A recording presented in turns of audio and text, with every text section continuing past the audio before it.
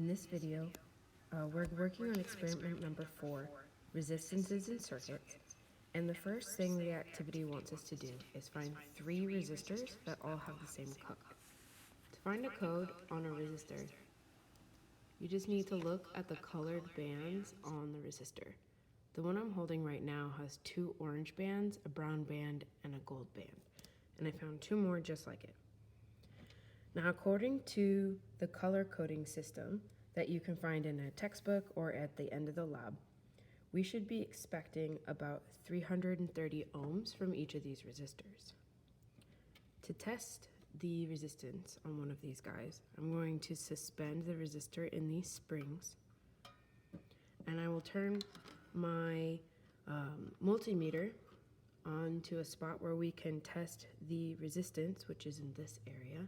And since I'm looking for something around 330, I'm not going to pick 200 because it's going to not read it correctly.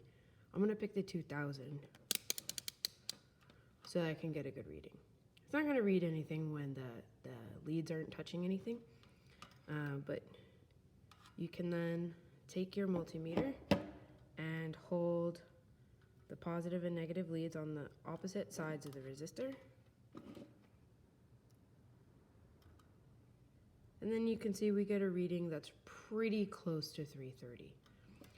On these particular Pasco kits, you could even touch these portions of the spring set because these springs are connected with a conductive material through the back of the circuit. Now I'll set up the second and third resistors just to test the resistance values on those. My second resistor has a value, keeps changing its mind, of 322. And my third resistor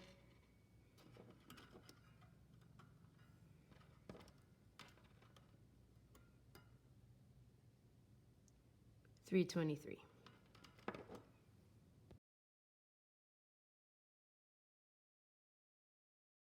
Now the next part of our experiment is asking what happens to our resistance if we connect all of our resistors in series. You can see on your handout that this looks a little weird. We have squiggle marks that represent each one of the resistors with a little line connecting in between. On our circuit set for our class, all we need to do is connect the resistors through these conductive coils like this, and that is essentially the same thing as our picture.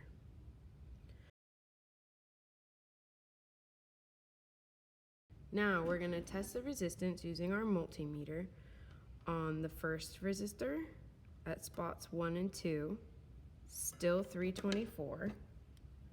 Write that number down. Then we'll test the resistance between 2 of them by touching these 2 spots, and you'll see that's a bigger number, 645. And now we'll test the resistance over all 3 of the resistors. Biggest number yet, 969.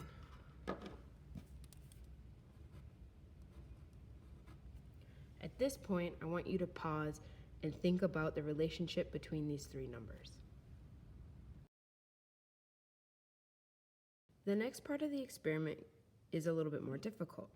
To connect the resistors in parallel, what we have to do is make sure that each resistor is connected to the same conductive material so that the current will split and go through 2 different resistors as we test this. But for now, to get the values for the lab, we'll test 1 resistor at a time. So now we're just retesting this first guy. We would expect to see the same amount of resistance we saw before. So we'll test that, and lo and behold, we still have 324. If I could get that to hold still, or 323, pretty darn close. Next, what we're going to do is we'll take the alligator clip from our second resistor and connect it to the same spot.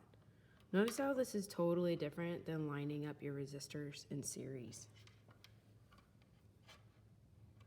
Now we have two resistors connected in parallel. We might see a surprising change in our numbers.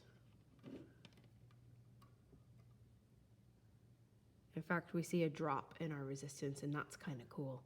We have 162 to write down. Now we'll go ahead and connect our third resistor to the same spot.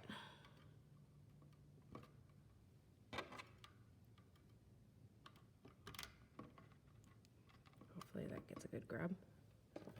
And we'll measure the resistance over this part as well. You can see we'll get an answer of about 108.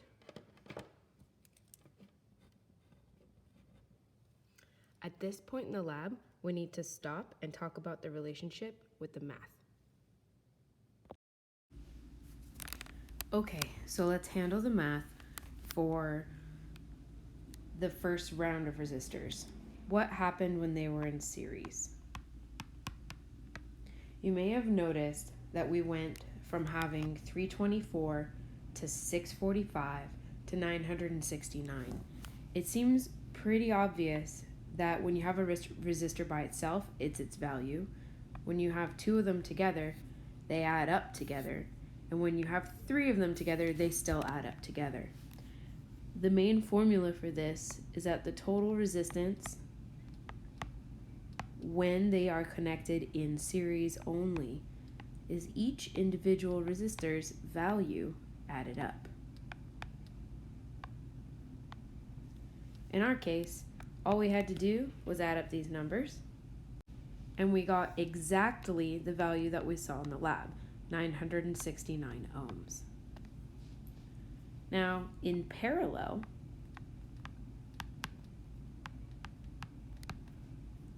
where all the resistors are connected to the same, let's call it a junction, the math for this is totally different. We saw that our resistance actually went down.